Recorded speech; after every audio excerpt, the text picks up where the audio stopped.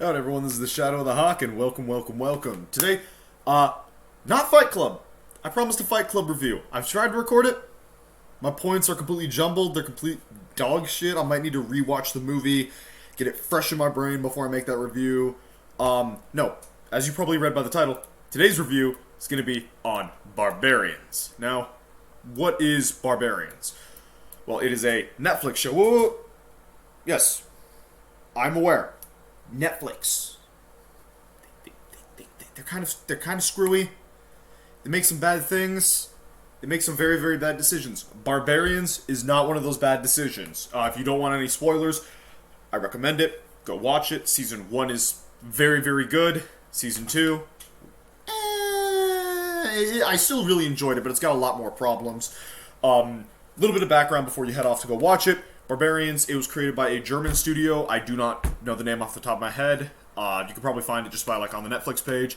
And it's about the Battle of Teutoburg Forest. Basically, the Romans are coming up into Germania, trying to conquer Germania, and the tribes fight back, resist, do all the things that people do against conquering empires. You know, being chads, badasses, all that jazz. And this is going to get into spoiler territory. So 3, 2, 1. In season 1, you have Arminius, or Ari, as the Germanics refer to him. He was the son of a tribal king, or Reich, who was sent to Rome as a hostage after the tribes attempted to repel the Romans the first time. He grew up as a Roman. He was a loyal Roman, and the Romans, at the time of the show, finally decide to start really taking the region. They start implementing taxes, they start actually deploying forces to the area, developing infrastructure, and it's really stamping down on the throats of the various tribes, because they don't have the infrastructure to meet the demands of the Romans, and the Romans are being pricks about it. Crucifying people in the streets, beating a child until he's now mentally feeble, just absolute horrific things. So Arminius, out of a love for his people and seeing, oh shit, this is bad, joins the tribe he originated from and manages to rally the different tribal populations to repel the Romans in the Battle of Teutoburg Forest. Season 2 takes place a year after that. The Romans are on their way back, but they are coming back in superior numbers with a superior commander to the last guy, someone by the name of Tiberius. So the 7,000-odd tribal unit, the 7,000-odd tribal warriors that Arminius could bring, or was it 8,000? 7,000, 8,000, one of those two that Arminius is able to bring together this time, are not enough. He needs to reach out to the king of a different to a different tribe. I'm assuming it's a federation of tribes, because he can bring together 70,000.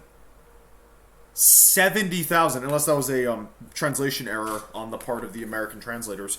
But, okay, just as an aside, if one group is able to only raise up 7 or 8,000, and the other can raise up 70,000, that feels like bad plot. And this isn't some weird historical thing. I looked up the character, I looked up the historical figures that Arminius and Marbod, the king of this tribe, are based on.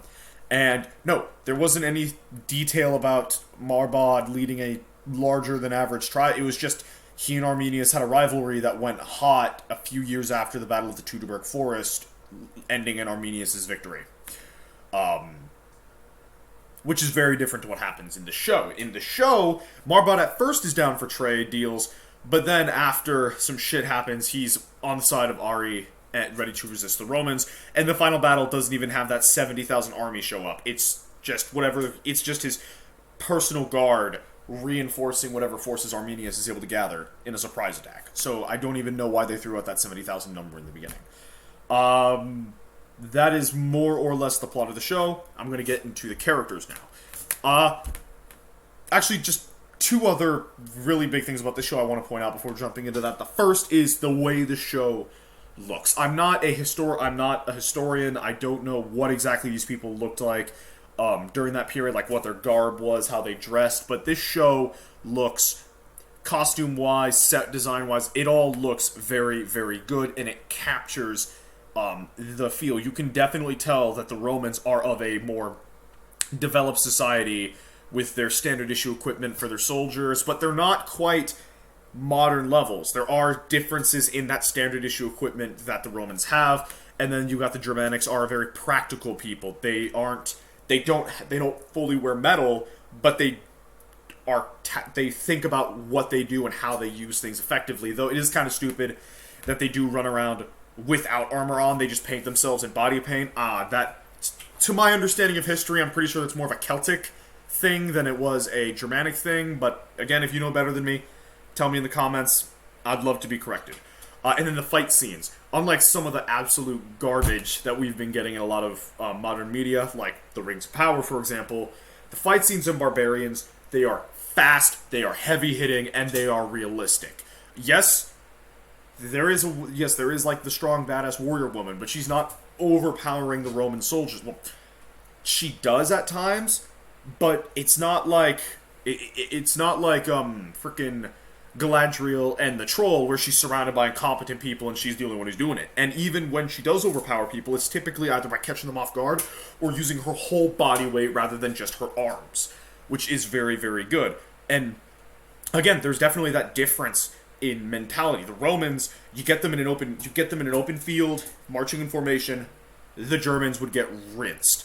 But the Germans are smarter. They're tactical. They're actually thinking about things, and they're fighting in very unconventional ways, which is how they beat the Romans most of the time. And it actually gets to the point where the only real victories the Romans have in the show is by subterfuge, where they attack the Germans in the Folkmoot, which is like a gathering of the tribes that you're not supposed to bring weapons to. Anyway, enough said about that. Kind of went off topic. Let's get on the characters. Returning from Season 1, you have Thusnelda, Ari, and Fulquin. Ari, Arminius, the leader of the tribes, the Roman who defected in the first season. They add in a new plot line for him in the fact that he had a wife and a son back in Rome, and he has to kind of battle with that, as well as trying to convince everyone that, yes, we need to fight against Rome, and then a few other side character things. He wasn't as compelling this season, in my opinion, and it might just be due to other characters having more interesting stories around them, but he wasn't... I don't know. I definitely, there were scenes, like the scenes between him and his son, I was skipping through some of them because they felt a little bit long, but then like him and some other characters, I loved every second of it, or his son and other characters, loved every second of it. It could just be the two didn't really have good chemistry on screen. I can't really say. Thusnelda, they did not ruin her from going from Season 1 to Season 2. She's the exact same character, a hard-ass bitch who's willing to get the job done, no matter what people say. And, again, she's not some great warrior priestess who just wins every fight out of just being... Like, she has... Like, in the second episode, she takes some pretty bad licks. Well, not pretty bad licks, but, like, things don't go the way she wanted them to go. She needs to get her ass saved before, she's thrown into a slave pit or recognized as the wife of Arminius. Which is how they bring back Fulquin, who after Season 1 and the shit that happened in Season 1, basically losing his family... Thusnelda, who was the woman he loved, ending up with Arminius out of political shit, and then eventually falling in love with Arminius because conflict, and then some other stuff. He's on his own, and he's got the relationship is kind of odd. There is definitely a level of romantic attachment, but there's also no attachments. I can't really... with a Carthaginian woman named Dido. I will talk about her in a minute. I do not like Dido. I think she's unnecessary. He does some good stuff. He gets a little bit of a plot line where he realizes that the kid that Arminius thinks is his is actually Fulquin's, and he trades the child's life for his life because previous season he offered up his first... Basically, he dies. He sacrifices himself to the gods in a final... But that is a horrible way to phrase that. So he has a bit of an arc where he realizes that he's made decisions that are going to hurt people around him. So he takes responsibility for those decisions that he's made and offers himself up to the gods. And in the final battle, he is killed from a sucker punch, which is alluded to like the gods upholding their end of the bargain and sacrificing him to make sure his son isn't the sacrifice. And then there's Marbot, the king of that other tribal group, who is... He is a man who has seen some shit, and he understands that you don't need violence to be a successful king, and he does not want violence. He wants to make peace with the Romans if it's possible, which, that's a good attribute with a king, and from a lot of and except for the fact that we know, as the viewers, that the show is trying to paint the Romans as imperialistic assholes. That is a viable tactic. That is a viable thing that could happen. You wouldn't be an independent kingdom. You would still be a vassal state, but you could definitely have a bit more hands off if you're willing to play ball with the Romans. At least my understanding of Roman history. I know the Egyptians were vassals, but they basically got to do their own shit as long as they kept the grain supplies going. But again, if you know more about history, let me know down in the comments below. Of course, the show can't have that happen. The show needs to paint the Romans as the evil, imperializing, colonizing bastards, because that is the world we live in.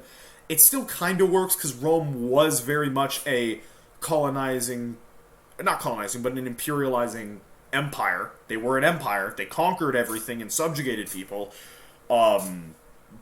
And I don't know about the specific events during this period. It's under Augustus Caesar, I believe. So I'm not as familiar with this period as I am other periods. So again, it could just be the Roman Empire was more evil during this period. I don't fully know. There's one point that my dad was actually the one who was like, hey, season 2's out, go watch it. He gave me some recommendations. He mentioned in the show there being a gay romance. And I found out that it was between Marbod and Ari's brother Flavus, who, again, was a son of Reich that got taken to Rome, lived as a Roman, blah, blah, blah, blah. And I thought that, oh, crap, there's going to be some forced stuff. No, it actually wasn't forced. They could have rewritten it in a way where it was like, it was Marbod's brother. It could have been rewritten as they were just best friends. But for a gay romance, it wasn't as bad as it could have been. Speaking of Flavus, he is a loser. He is a bitch boy. The only time he does anything is when he manipulates someone stronger than him to actually get shit done. He is a fucking weasel. And the show kind of tries to paint him as tragic. I don't agree. He is a fucking weasel and deserved everything that happened to him, in my opinion. Not really a main character, but there is a shaman who's like the one doing like the prophecy stuff and talking about the gods. I really, really like the voice, not the voice actress. I really, really like the actress. Really captures that like kind of unhinged, sees the future, constantly on psychedelics vibe that a character like this would have. Very much, very, very like it. So, kind of going back over to Dido, thing I didn't really like. She was not needed. What really makes me think the message of this show was Romans bad because they were an empire is they hammer home the fact that Dido, well, for one, she is a darker-skinned person in Germania, which they explained it by she's Carthaginian. This is the Roman Empire. Not impossible. Not impossible. I actually like that part. That's a good explanation for why you have a person of color in a show like this. My issue is the fact that she's only here because she wants revenge from a reason to display the Romans as evil. She does not, aside from being Fulquin's love interest, which is like spotty at best, she doesn't add anything to the plot aside from Romans bad, which you get plenty of from season 1, as well as some of the things in this season. She is literally just here to reinforce Rome bad. Rome bad. Rome evil. Rome killed my father. I want vengeance on Rome because they killed my father. Rome is bad. Rome is empire. Empire, imperialism. Imperialism makes people suffer. Like, I did not like it. I liked the character. I did not like the reason that it seems like the character was added. Oh yeah, the 70,000 number I pointed out a little bit ago, I really did not like that. It could have been 10,000 or 12,000, and I would have been like, alright, they aren't depleted from previous conflict, and maybe they've subsumed a few other tribes through trade, you know, maybe show that Marbod's got a point, make allies out of enemies, blah, blah, blah, blah, blah. 70,000, that was way too big of a number. Again, if there's a historical reason for that, let me know. I could not find one to save my life. And then, the Romans. This could just be from Rome, but in Rome, they display the Romans as a tight-knit, well-organized formation fighting group. If you watch the opening scene of the show Rome, where you have Centurion Lucius Vorenus leading a group of men against the Gauls, you can see the Romans are not a bunch of just like charging in violence. They are a organized, well-equipped, well-trained military force that is designed to function as a unit.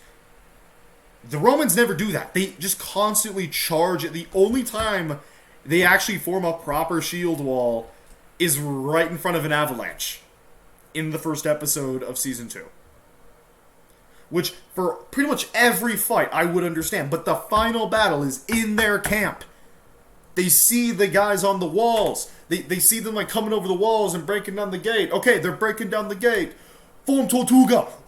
And then shield wall that shit across the entire camp. And then the barbarians crash against the wall. Stab, stab, stab. Front rank back.